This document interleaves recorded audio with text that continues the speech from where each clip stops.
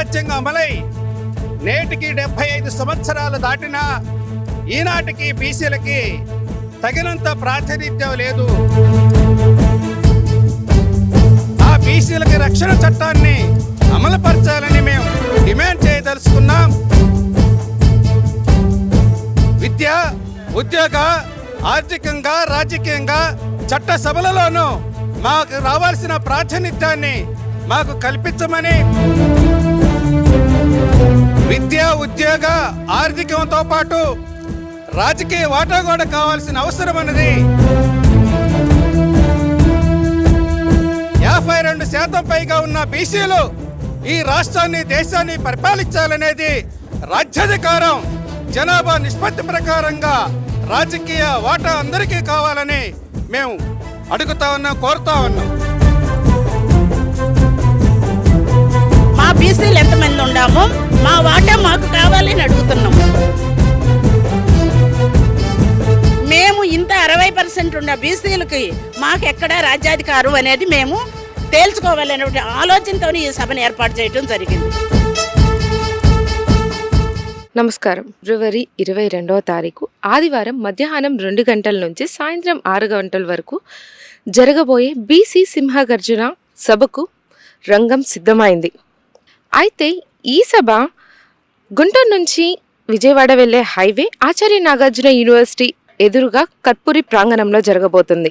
అలాగే భారత చైతన్య యోజన బీసీవై జాతీయ అధ్యక్షుడు శ్రీ బోడే రామచంద్ర యాదవ్ గారి ఆధ్వర్యంలో ఈ బహిరంగ సభ నిర్వహించబడుతుంది. రండి, ఈ సభకు ఏర్పాట్లు ఎంతవరకు వచ్చాయో చూసొద్దాం. సార్, ఈ సభ యొక్క ముఖ్య ఉద్దేశం ఏంటి?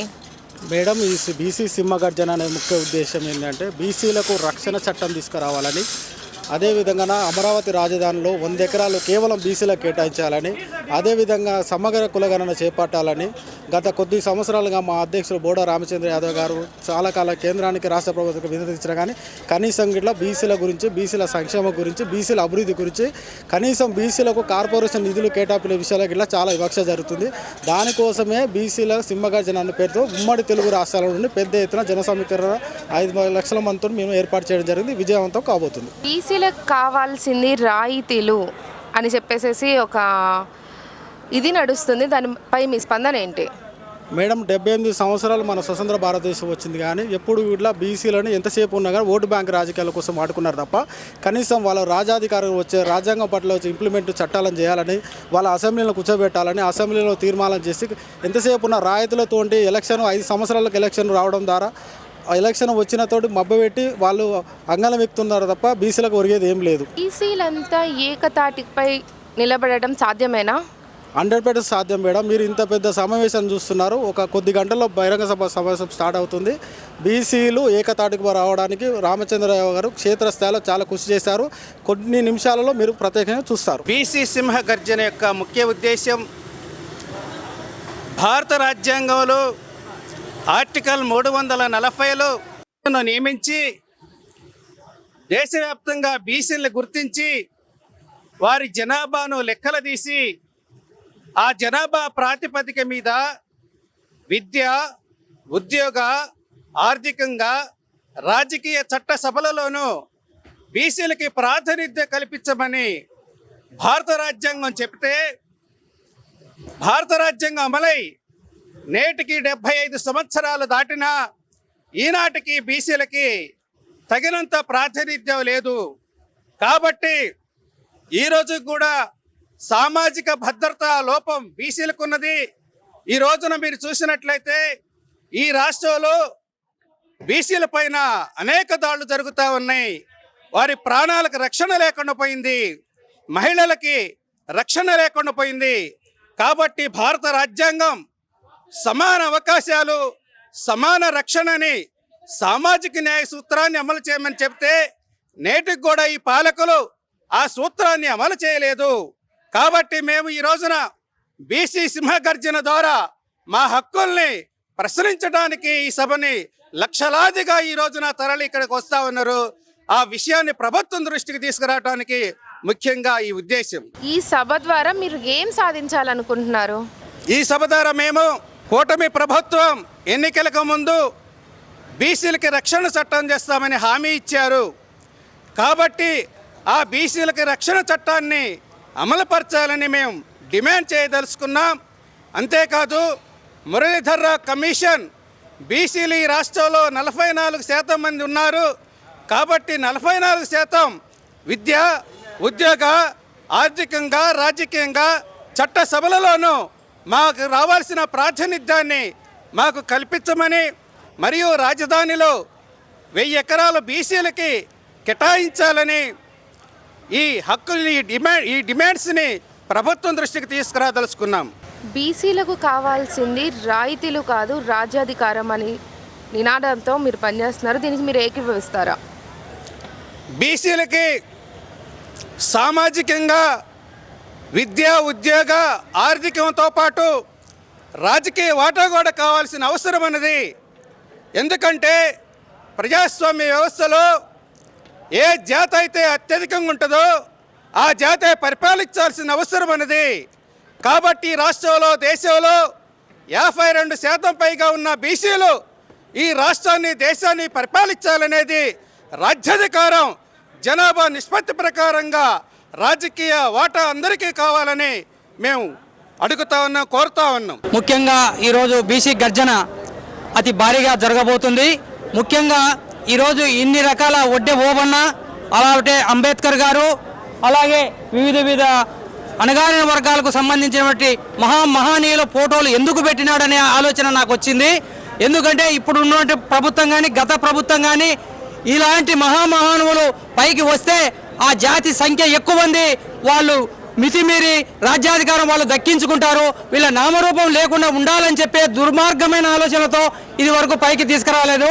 అదే గొప్ప ఆలోచనతో మన రామచంద్ర యాదవ్ గారు ఈ రకంగా ఇన్ని రకాల కాలం గతంలో నడిచినటువంటి కాలంలో వీళ్ళు చేసినటువంటి త్యాగాలను ప్రజలకు తెలియజేయాలనే ఉద్దేశంతో ఈరోజు పెట్టినాడని ఈ యొక్క బాబు జగన్జీవనరావు కానీ ఎవరైనా కావచ్చు, ఇటువంటి నాయకులు ఖచ్చితంగా వాళ్ళను గుర్తించి మనం రాబోయే రోజుల్లో వాళ్ళ స్ఫూర్తి తీసుకొని మనం కూడా అదే అడుగుజాడలు నడవాలని కోరుకుంటూ రామచంద్రరావుకు మద్దతు ఇస్తూ తెలియజేసుకుంటున్నాను. జై బీసీవై, జై ఆర్సీవై, రామచంద్ర యాదవ్ నాయకత్వం వర్ధిల్లాలి.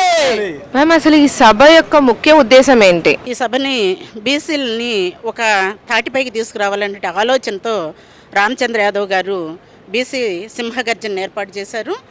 ఈ బీసీ సింహగర్జన అనేటువంటిది ఏంటంటే 60% ఉన్నటువంటి మేము బీసీలమి మాకు స్థానం ఎక్కడా అనేటువంటిది మేము ప్రశ్నిస్తున్నాం ప్రభుత్వాన్ని. 75 సంవత్సరాల నుంచి మేము బీసీలు అణగారిపోయి ఉన్నాం. 75 సంవత్సరాల్లో మాకేందంటే తాయిలాలుగా పథకాలు బారేస్తున్నారే కానీ మాకు రాజ్యాధికారంలో వాటా లేదు, రాజధానిలో భూముల్లో మాకు వాటా లేదు. చట్టం మాకు బీసీ చట్టాన్ని తెస్తానని చెప్పి 100 రోజుల్లో చట్టాన్ని తీసుకొస్తానని చెప్పిన లోకేష్ గారు ఎక్కడున్నారో కూడా మాకు తెలియటం లేదు. అదేవిధంగా బీసీలు ఎంతోమంది చనిపోవటం జరుగుతుంది. పిల్లలు కానీ మానభంగాలు చేయటం కానీ, మర్డర్లు చేయటం కానీ, వాళ్ళ ఇళ్ల మీదకి వెళ్ళి దాడులు చేయటం కానీ ఇన్ని జరుగుతున్నా కానీ ప్రభుత్వం ఏం చేస్తుంది అని చెప్పి మేము ప్రశ్నిస్తున్నాము.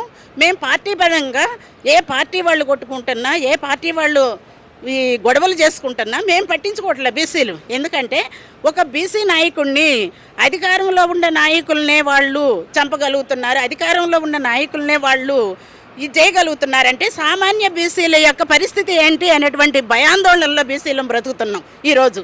అదేవిధంగా పిల్లల్ని, చిన్న పిల్లల్ని మానభంగాలు చేస్తున్న మటుకి మరి పోలీసులు అక్కడ ఉండలేదు, హోమ్ మినిస్టర్ గారు ఉండలేదు, శాఖల్లో మరి ఎక్కడ నిద్రపోతున్నాయి ఈ శాఖలన్నీ కూడా మాకు తెలియటం లేదు. మేము కోరుకునేది ఏంటంటే మా రాజ్యాధికారం మాకు కావాలి, మా బీసీలు ఎంతమంది ఉండామో మా వాటా మాకు కావాలి అని అడుగుతున్నాం. రాజధానిలో 3500 ఎకరాల భూములు తీసుకున్న వాళ్ళు మాకు ఎందుకని మా బీసీలకి 1000 ఎకరాల వాటా భూమి ఇవ్వరు అనేటువంటిది మేము ప్రశ్నిస్తున్నాం ఇక్కడ.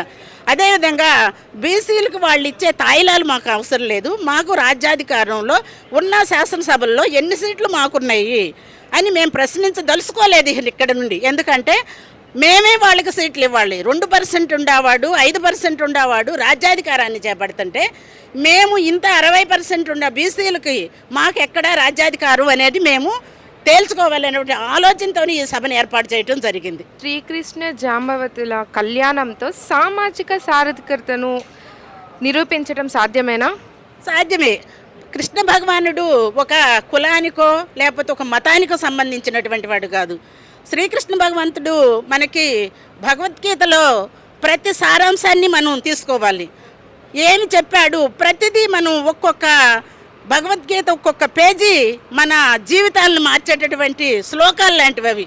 అది పాఠశాలల్లో కూడా ప్రవేశపెట్టాలని చెప్పి మేము ఎప్పటి నుంచో కూడా కోరటం జరిగింది. కానీ పాఠశాలల్లో పెడితే బీసీలు, అణగారిన బీసీలు, ఎస్సీ ఎస్టీలకి ఎక్కడ ఈ పుస్తకాలు చదివి తెలివితేటలు వస్తాయో అనేటువంటిది పుస్తకాల్లో లిఖించకుండా పక్కన పడేయటం జరిగింది.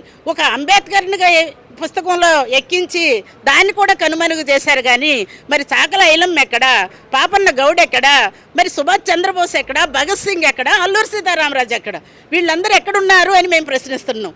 పుస్తకాల్లో లేకుండా మా బీసీల్ని తొలగించటము, అదేవిధంగా పుస్తకాల్లో మేము ఎక్కితే మా బీసీ నాయకులు ఎక్కడ పైకి వస్తారో అన్నటువంటి కొంతమంది నాయకులు దీన్ని చేస్తున్నటువంటి కుట్రగా మేము పరిగణిస్తున్నాము. అందుకే ఈ జాంబవతి శ్రీకృష్ణ పరిణయం అనేటువంటిది కృష్ణ భగవంతుడు గూర్చి మాకు వివరించడానికే ఈ భగవద్గీత లాంటి దాన్ని ప్రవేశపెట్టారు ఈరోజు.